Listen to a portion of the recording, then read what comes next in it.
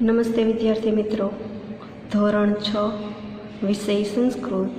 આજે આપણે વિદ્યાર્થી મિત્રો કાવ્ય 5 છે તેનો અભ્યાસ કરીશું. તો દરેક વિદ્યાર્થી પાઠ્યપુસ્તકમાં કાવ્ય 5 છે ખોલીને તૈયાર રાખે. વિદ્યાર્થી મિત્રો, પેજ નંબર 17, કાવ્ય 5. હસ્તી હસ્તી હસ્તી. હસ્તી હસ્તી હસ્તી એટલે હાથી હાથી હાથી. વિદ્યાર્થી મિત્રો, આ કાવ્યના કવિ છે જનાર્દન હેગડે. તો સૌપ્રથમ આપણે આ કાવ્યનું ઉચ્ચારણ શીખીશું. તો તમારે પણ મારી સાથે આ કાવ્યનું ઉચ્ચારણ કરવાનું છે. હસ્તી હસ્તી હસ્તી દિવ્યા દેવી સૃષ્ટિ. ત્યાર પછીની પંક્તિ છે કદલી સદૃશી શુંડા સ્તંભ સમાનાઃ પાદાઃ શૂર્પાકારૌ કર્ણૌ ધવલૌ દીર્ઘૌ દંતૌ. ત્યાર પછી આગળ છે ઉદરમ ભાંડાકારમ ઉન્નત બૃહદ શરીરમ અલ્પમ તુચ્છમ પુચ્છમ અહો અહો વિચિત્રમ પર્વત સદૃશે ગાત્રે સરસપ સન્નિભ નેત્રે કથમતી બલવાન એષઃ અંકુશ માત્રાદ પીતઃ. જેના કવિ છે જનાર્દન હેગડે. ફરી એકવાર આપણે તેનું ઉચ્ચારણ કરીશું. હસ્તી હસ્તી હસ્તી દિવ્યા દેવી સૃષ્ટિ. કદલી સદૃશી શુંડા સ્તંભ સમાનાઃ પાદાઃ શૂર્પાકારૌ કર્ણૌ ધવલૌ દીર્ઘૌ દંતૌ ઉદરમ ભાંડાકારમ ઉન્નત બૃહદ શરીરમ. ઉદરમ ભાંડાકારમ ઉન્નત બૃહદ શરીરમ અલ્પમ તુચ્છમ પુચ્છમ અહો અહો વિચિત્રમ પર્વત સદૃશે ગાત્રે સરસપ સન્નિભ નેત્રે કથમતી બલવાન એષઃ અંકુશ માત્રાદ ભીતઃ. તો વિદ્યાર્થી મિત્રો, હવે આપણે આ કાવ્યનું ગાન કરીશું. તમારે પણ મારી સાથે ગાવાનું છે. હસ્તી હસ્તી હસ્તી દિવ્યા દેવી સૃષ્ટિ. હસ્તી હસ્તી હસ્તી દિવ્યા દેવી સૃષ્ટિ. કદલી સદૃશી શુંડા સ્તંભ સમાનાઃ પાદાઃ.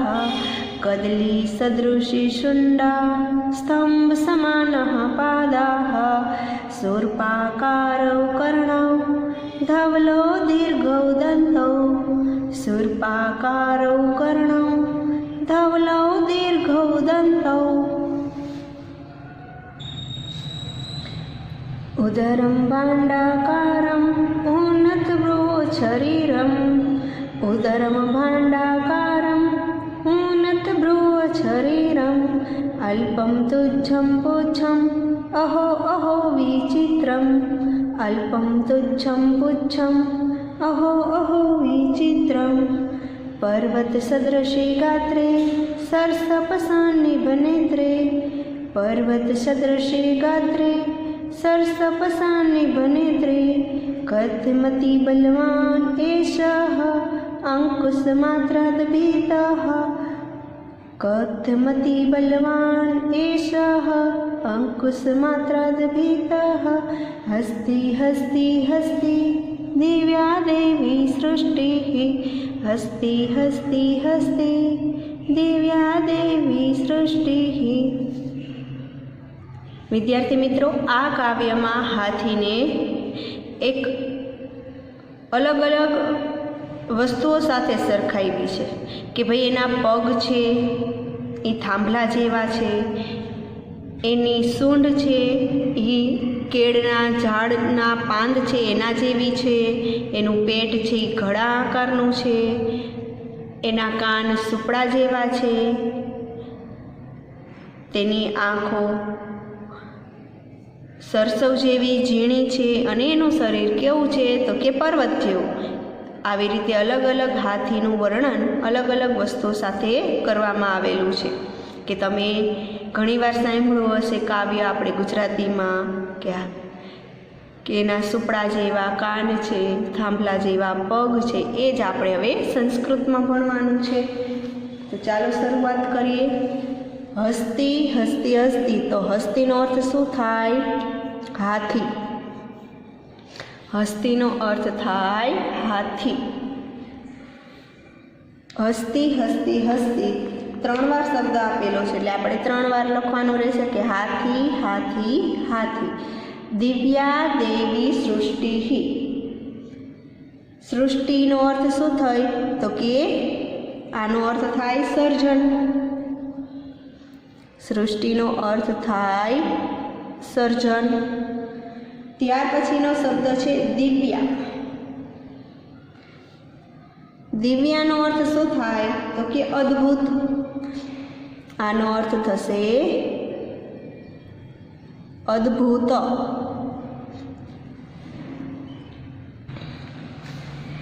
દિવ્યાનો અર્થ શું થશે? અદ્ભુત। દેવી। દેવીનો અર્થ થશે અલૌકિક। દેવીનો અર્થ થશે અલૌકિક।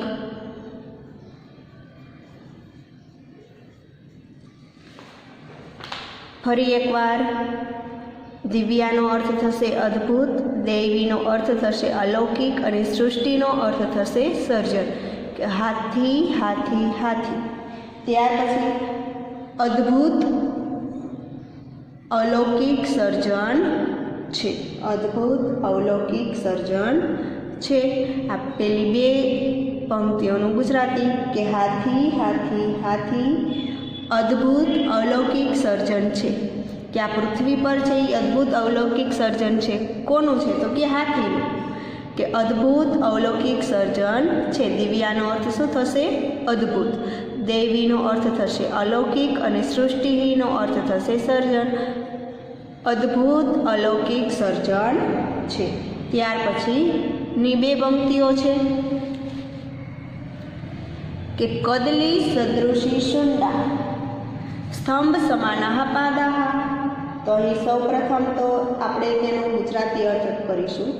કદલી સદૃશીનો અર્થ શું થાય? કદલી સદૃશી, કદલી એટલે કેળ જેવી, સદૃશી એટલે જેવી, કેળ જેવી। કેળના જે કેળાના પાંદ છે, કેળાના વૃક્ષને કેળ કહેવાય અને કેળના જે પાંદડા છે, જો તમે અહીં જોઈ શકો છો આ ચિત્રમાં, આવા પાંદ હોય તેની વાત કરી છે એટલે કે કેળ જેવી। શુંડાનો અર્થ થશે સૂંઢ। આનો અર્થ શું થશે? સૂંઢ। કદલી સદૃશી એટલે કેળ જેવી અને શુંડા એટલે સૂંઢ। કેળ જેવી એટલે કેળાના વૃક્ષના પાંદડા હોય તેના જેવી, કેળ જેવી સૂંઢ। પછી કીધું છે સ્તંભ સમાનાહ। આનો અર્થ શું થશે? સ્તંભ સમાનાહ એટલે થાંભલા જેવા। સ્તંભ સમાના એટલે થાંભલા, સમાના એટલે જેવા, થાંભલા જેવા। પગને કોની સાથે સરખાવ્યા છે? તો કે થાંભલા સાથે। વિદ્યાર્થી મિત્રો, અહીં પાદાહ શબ્દ આપ્યા છે એટલે બહુવચન થશે પગો। 4 પગ છે હાથીને। જો ખાલી પાદાહ આપેલું હોય તો ખાલી પગ આવે, પણ અહીં બહુવચન શબ્દ છે પાદાહ, એટલા માટે એનો અર્થ શું થશે? પગો। કે થાંભલા જેવા તેના પગો છે। કદલી સદૃશી એટલે કેળ જેવી, શુંડા એટલે સૂંઢ છે। કોની? તો કે હાથીની। કે હાથીની કેળ જેવી સૂંઢ, થાંભલા જેવા પગો। સ્તંભ એટલે થાંભલા, સમાનાહ એટલે જેવા, પાદાહ એટલે પગો। કે કેળ જેવી સૂંઢ, થાંભલા જેવા પગો છે। ત્યાર પછી આગળની 2 પંક્તિઓ, શૂર્પાકારૌ કર્ણૌ। તો શૂર્પાકારૌનો અર્થ શું થશે? તો કે સુપડા આકારના। સુપડા આકારના, સુપડા આકારના। કર્ણવ એટલે કાન। કર્ણવ શબ્દ બહુવચન છે એટલે અહીં આવશે કાન। કર્ણવ શબ્દ બહુવચન છે અને કર્ણ કર્ણ એટલે એક કાન,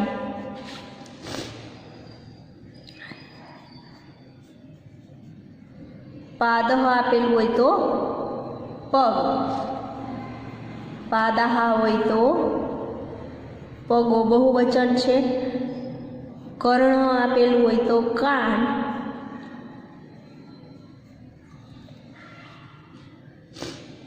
અને કર્ણ શબ્દ આપેલો હોય તો દ્વિવચન એટલે કે બે કાન, બે કાન. એટલે અહીં આપણે તેનું ગુજરાતી કરીશું કે સુપડા આકારના બે કાન છે. કર્ણ એટલે બે કાન, સુપડા આકારના બે કાન છે. સુર્પાકાર, સુર્પા એટલે સુપડું છે. અહીં તમે ચિત્રમાં જોઈ શકો છો તો એના કાનની કોની સાથે સરખાવ્યા છે તો કે સુપડા સાથે. તો સુપડા આકારના બે કાન છે. કર્ણો એટલે બે કાન, સુર્પાકારો એટલે સુપડા આકારના બે કાન છે. ત્યાર પછી ધવલૌ દીર્ઘૌ દંતૌ.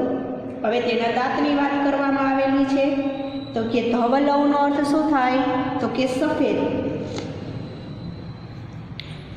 ધવલૌનો અર્થ અહીં થશે સફેદ.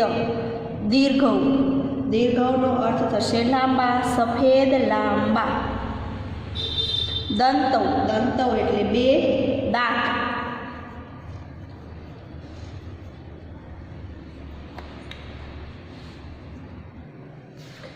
તો અહીં પણ દંતઃ કીધું હોય તો એક જ દાંતની વાત કરવામાં આવેલી હોય, અને દંતૌ શબ્દ કીધો છે એટલે બે દાંત. દંતૌ એટલે બે દાંત. તો એના દાંત કેવા છે તો કે સફેદ લાંબા બે દાંત છે. જે અહીં તમે જોઈ શકો હાથીને આ દાંત છે એ લાંબા હોય છે અને સફેદ હોય છે. કે ધવલૌ એટલે સફેદ, દીર્ઘૌ એટલે લાંબા, દંતૌ એટલે બે દાંત. હાથીના દાંત કેવા છે તો કે સફેદ લાંબા બે દાંત છે. સુપડા આકારના બે કાન છે, સફેદ લાંબા બે દાંત છે. ત્યાર પછી આગળ કે ઉદરમ ભાંડાકારમ. ઉદરમનો અર્થ શું થશે પેટ. ઉદરમનો અર્થ થશે પેટ. ભાંડાકારમ, ભાંડાકારમનો અર્થ થશે ઘડા આકારના. ઘડા આકારનું. હવે તેના પેટની વાત કરવામાં આવેલી છે તો એનું પેટ કેવું છે તો કે ઘડા આકારનું. ઉદરમ ભાંડાકારમ એટલે ઘડા આકારનું તેનું પેટ છે. ઘડા આકારનું તેનું પેટ છે. ત્યાર પછી શબ્દ છે ઉન્નત બૃહદ શરીરમ. આખો શબ્દ છે તો અહીં સંધિ છૂટી પડતા ઉન્નત બૃહદ શરીરમ ની જગ્યાએ શું આવશે શરીરમ. ઉન્નત બૃહદ શરીરમ, સંધિ છૂટી પડતા ઉન્નત બૃહદ શરીરમ. તો તેનો અર્થ થશે ઊંચું અને વિશાળ. ઉન્નત ઊંચું, બૃહદ વિશાળ, ઊંચું વિશાળ શરીર છે. શરીરમનો અર્થ શું છે શરીર છે. હાથીનું શરીર કેવું છે તો કે ઊંચું વિશાળ શરીર છે. ઊંચું ઉન્નત બૃહદ શરીરમ. તો ઉન્નત બૃહદ શરીરમ અહીં સંધિ છૂટી પડતા શું થશે શરીરમ શબ્દ થશે. એટલે કે ઊંચું વિશાળ શરીર છે. કોનું તો કે હાથીનું ઊંચું વિશાળ શરીર છે. ત્યાર પછી છે કે અલ્પમ તુચ્છમ પુચ્છમ. અલ્પમ તુચ્છમ, અલ્પમનો અર્થ થશે નાનકડું, નાનું. ત્યાર પછી તુચ્છમ શબ્દ છે એટલે તુચ્છ, નાનું તુચ્છ. પુચ્છમ એટલે પૂંછડું છે, પૂંછડું છે. નાનું તુચ્છ પૂંછડું છે, અથવા તો નાનકડું તુચ્છ પૂંછડું છે. અલ્પમ એટલે નાનકડું, તુચ્છમ એટલે તુચ્છ. પુચ્છમનો અર્થ થશે પૂંછડું છે કે નાનકડું તુચ્છ પૂંછડું છે।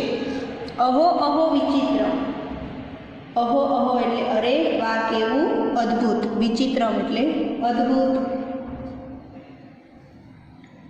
આનો અર્થ થશે અદ્ભુત।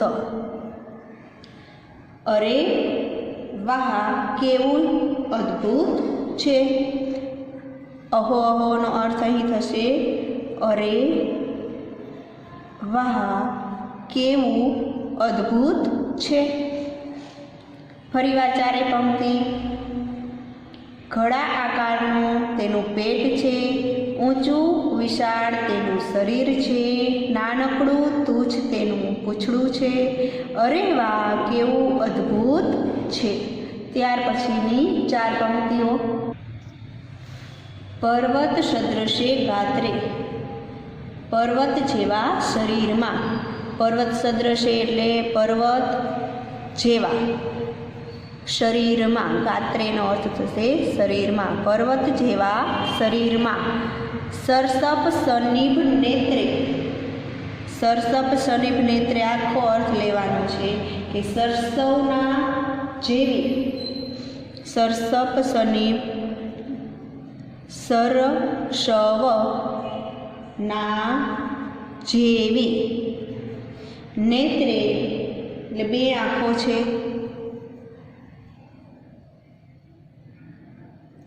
બે આંખો છે।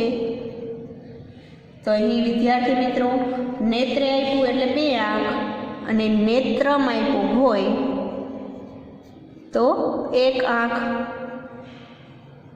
અહીં નેત્રે શબ્દ આપેલો છે એટલે બે આંખ।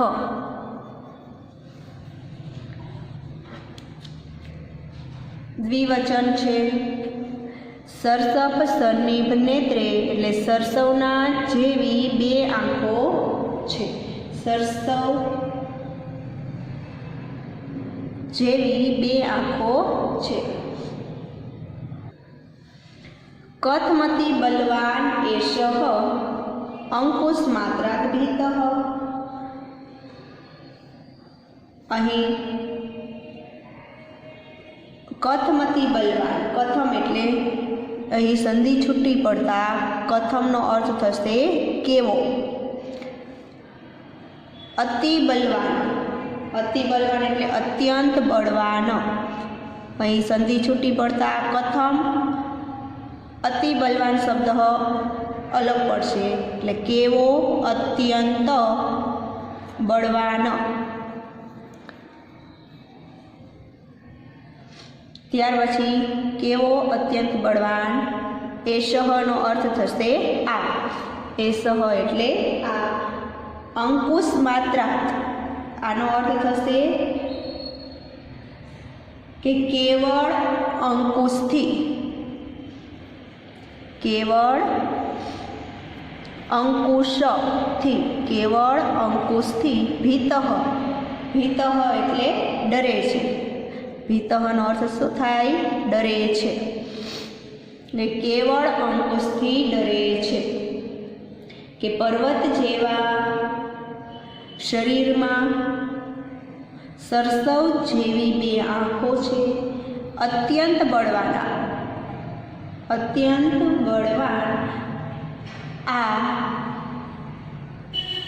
હાથી, કોની વાત અહીં કરે છે તો કે હાથી, એટલે અહીં શબ્દ આ હાથી, અંકુશ માત્રા એટલે કેવળ અંકુશથી, કથમ એટલે કેવો ડરે છે। તો અહીં છેલ્લી બે પંક્તિમાં સૌપ્રથમ શબ્દ કયો લેવાનો છે તો કે અત્યંત બળવાન, અતિ બલવાન શબ્દ પહેલાં લેવાનો એટલે કે અત્યંત બળવાન આ હાથી કેવળ અંકુશથી કેવો ડરે છે। ફરી એકવાર કે પર્વત જેવા શરીરમાં સરસવ જેવી ઝીણી બે આંખો છે, સરસવના જેવી આંખો છે, અત્યંત બળવાન આ હાથી કેવળ અંકુશથી કેવો ડરે છે। વિદ્યાર્થી મિત્રો આખા કાવ્યનું ગુજરાતી કરીશું। તમારે સાથે સંસ્કૃત શબ્દ પર ધ્યાન આપવાનું છે. હાથી હાથી હાથી અદ્ભુત અલૌકિક સર્જન છે, કે આ પૃથ્વી પરનું અદ્ભુત અલૌકિક સર્જન છે. કેળ જેવી સૂંઢ છે, થાંભલા જેવા તેના પગો છે, સુપડા આકારના 2 કાન છે, સફેદ લાંબા તેના 2 દાંત છે. ત્યાર પછી આગળ કે ઘડા આકારનું તેનું પેટ છે, ઊંચું વિશાળ તેનું શરીર છે, નાનકડું તુચ્છ તેનું પૂંછડું છે. અરે વાહ, કેવું અદ્ભુત છે. ત્યાર પછી છે પર્વત જેવા શરીરમાં સરસવ જેવી 2 આંખો છે, કેવો અત્યંત, કેવો શબ્દ છે એ પછી લેવાનો છે, કે અત્યંત બળવાન આ હાથી કેવળ અંકુશથી કેવો ડરે છે. ફરી એકવાર કે પર્વત જેવા શરીરમાં સરસવના જેવી 2 આંખો છે, અત્યંત બળવાન, આ શબ્દ પહેલાં લેવાનો, અત્યંત બળવાન આ હાથી કેવળ અંકુશથી કેવો ડરે છે. તો અહીં આપણે આ કાવ્ય પૂરું કરી છીએ, જેના કવિ છે જનાર્દન હેગડે. વિદ્યાર્થી મિત્રો, જો પાદહ શબ્દ આપેલું હોય તો એકવચન, પાદાહા આપેલું હોય તો બહુવચન, જેનો અર્થ થાય પગો. કર્ણ હોય તો કાન એકવચન છે, કર્ણો એટલે 2 કાન દ્વિવચન છે. દંતઃનો અર્થ શું થાય તો કે દાંત, જે એકવચન માટે છે. અને દંતૌ એટલે 2 દાંત દ્વિવચન છે. એ જ રીતે નેત્રમ, નેત્રમ એટલે આંખ, અને નેત્રે એટલે 2 આંખ, જે દ્વિવચન છે.